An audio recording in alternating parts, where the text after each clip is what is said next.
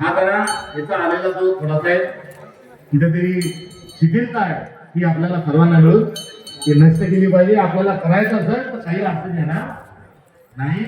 आता पुढच्या वर्षी एका वेगळ्या तालुका स्वरूपामध्ये हा जन्मोत्सव या ठिकाणी साकार होईल याची खात्री बाळगू का खात्री देऊ, विश्वास ठेवू का विश्वास देऊ हे नंतरच्या भाषणात हे होईल. मात्र नंतरच्या भाषणापेक्षा नंतरच्या काळात त्याची प्रति आपली येणार आहे. त्यामुळे कमी बोलू आणि जास्ती आपण त्या दिशेने सगळेजण वागू. मेवणावासियांना माझी विनंती आहे की तुमचा माझा आपला सगळ्यांचा अस्मितेचा विषय मेवणाराच्या तो खूप आहे. पहिले एसटीनं तुम्ही कमल घेणारा जेव्हा सार्वजनिक जीवनात आलो तेव्हा कोणताच पुरस्कार स्वीकारला नाही हा माझा नियम होता. त्याच्यावर स्वीकारले नाही. मात्र मागच्या वर्षीचा पुरस्कार पुण्याला जो झाला तो मी स्वीकारला. तो मी नाही तर तुमचा प्रतिनिधी आहे ना, मी तो स्वीकारलाय आणि स्वीकारला तो सगळ्या गावकऱ्यांच्या सुकृत केलाय. याला सरकारनंच करावं.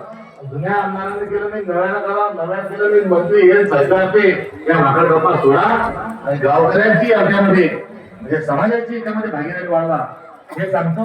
आणि महाराष्ट्रात सामाजिक सलोखा सौख्य निर्माण हो हा नवस या निमित्तानं या ठिकाणी सर्व महामानव पुढे मानतो. संत तुकारामांच्या स्मृतीला कार्याला नतमस्तक होतो. थांबतो. धन्यवाद.